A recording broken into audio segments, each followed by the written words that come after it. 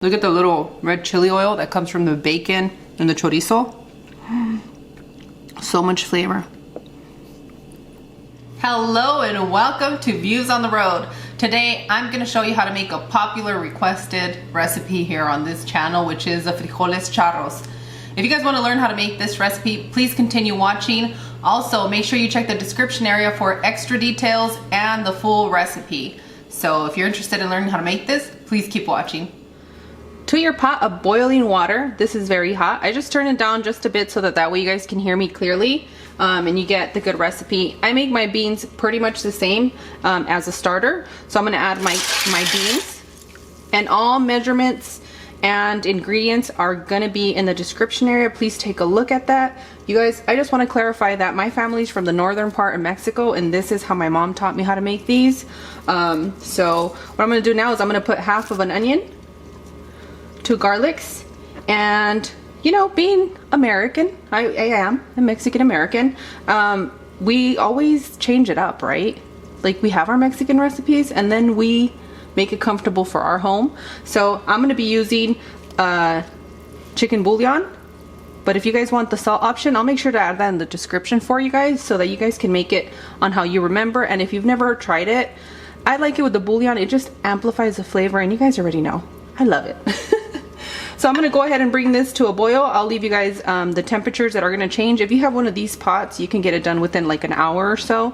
But if you're using a different kind of pot, your beans are gonna take a little bit longer to cook. So that's gonna be up to you guys. If you guys are interested in some of these pots, Claudia and I have been searching for a reliable source, because these come from Mexicali. They don't have lead, and yeah, it's not Amazon. It's a good, reliable place that sells these online. So if you guys are interested in that, make sure to look at the links in the description area. There's a lot of details. So I'll see you guys once my beans are ready. Okay friends, my beans are ready and I'm ready for the next step. Everything you guys need to know is going to be in the description area, and if you guys need assistance, we have wonderful bells that help out. Lori, thank you so much. So let us know in the comments if you need any assistance. I'm going to go ahead and add my bacon.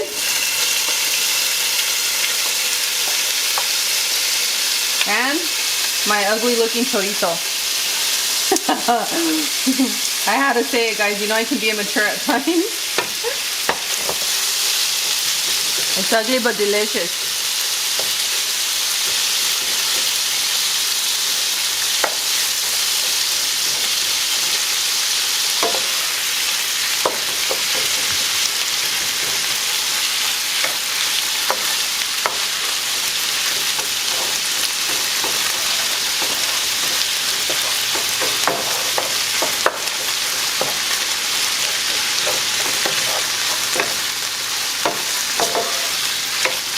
So just start spreading your chorizo around really well.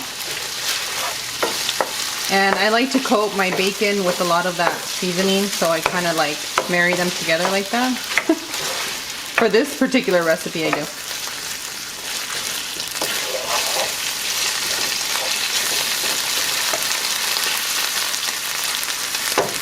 For this portion, you can chop up some ham like I showed you guys for the frijoles puercos. You can chop up some ham you can add in here. You can add weenies, like hot dog weenies. You can add some sausage. Try not to use the kielbasa. How do you pronounce that? Kielbasa? Did I say that right, guys? Mm-hmm. Okay. I always have a difficult time with that one. But if you guys have some kielbasa, I wouldn't use that one. I would use one that has like, that doesn't have such a strong flavor to it.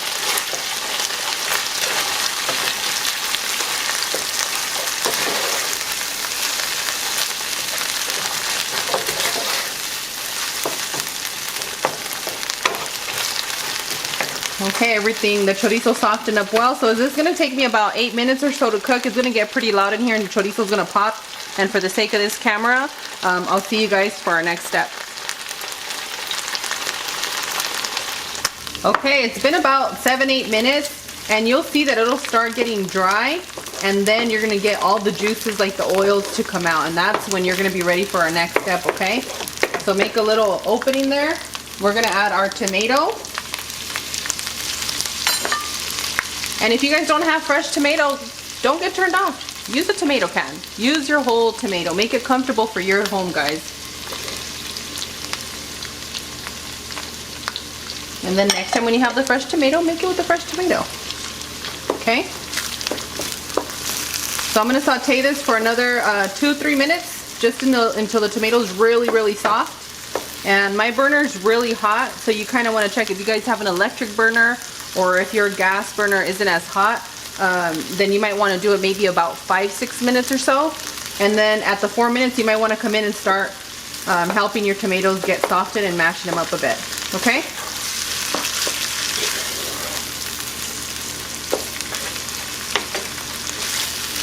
So I'll see you guys in just a moment for our next step. Okay, friends, our onions are softened. Our tomato, you can pretty much not see it right now. Perfect, okay? Especially for my family, they really are not digging fresh tomatoes that much. So hiding them in here is ideal. The color is going to change for you depending on what brand of chorizo you buy. And the brand that I purchased ends up being a little bit redder. So it's going to be up to you guys and whatever you purchase that's going to make it or break it, okay? But the flavor's still going to be there. Don't worry about it. So now I'm going to start adding the beans.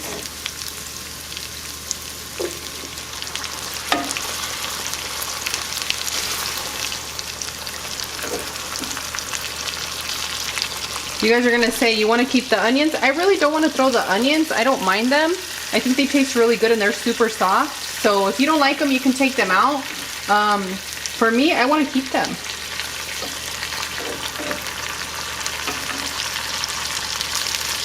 You'll get a few garlics here and there to sneak out. You can take those out as well. It's going to be up to you on how you want to handle it. If you can't handle like bacon or these kind of things for this ingredient, or one of your family members can't, one of the things you can do is, instead of using bacon and chorizo, you can use the soy riso I taught you guys how to make. And you can also chop up shrimp really fine and kind of change up the dish and make it comfortable, you know? You don't have to miss out on something that the rest of the family is eating just because of your dietary preferences. Cloud, you know I always use cream and sugar for you, girl. I know you're not shading me. I know that. I'm not. I just don't like anybody feeling left out in my home, and I think that's why you guys hear me talk a lot of variety. So now that I've added a lot of beans in here, I'm gonna add a lot of my broth, because I think that's what differentiates your charro beans to your frijoles puercos, your pork beans. It's the delicious broth.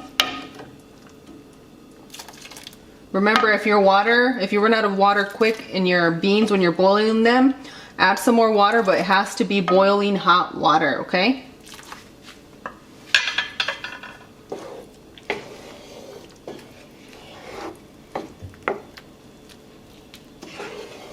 Oh yes, so beautiful. So I'm gonna cook this for about 5-6 minutes, just till everything blends together well. I'm not gonna add the jalapeño to all of this because it might get too spicy, but I'm gonna sprinkle it over the top. And once you've already plated this, you can actually put some more tomato, because I want to include my kids in my dishes. And just because it's traditional to add your jalapeño or your serrano doesn't mean that I'm gonna make it that way. You guys already know.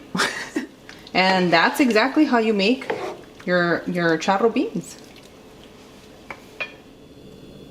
Oh, you're ready. I'm ready. I feel like I needed some slow music. Oh, okay. We'll make sure to add that in there. You guys already know. I mean, we showed you how Cloud coaches my thumbnails for you guys. I hope you guys are enjoying them. All right, guys. I'm going to take a quick bite for this because my babies are waiting for me so that I can feed them. They're giving me that summer look where they've been playing all day. That's what we're getting.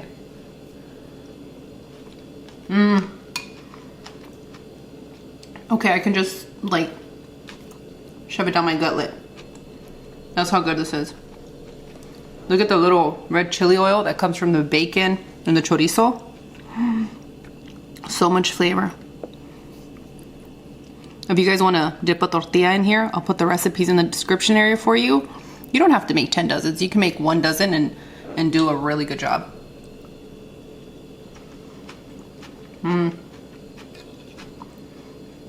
Guys, this is amazing. Please come back and let me know what you guys thought about this recipe.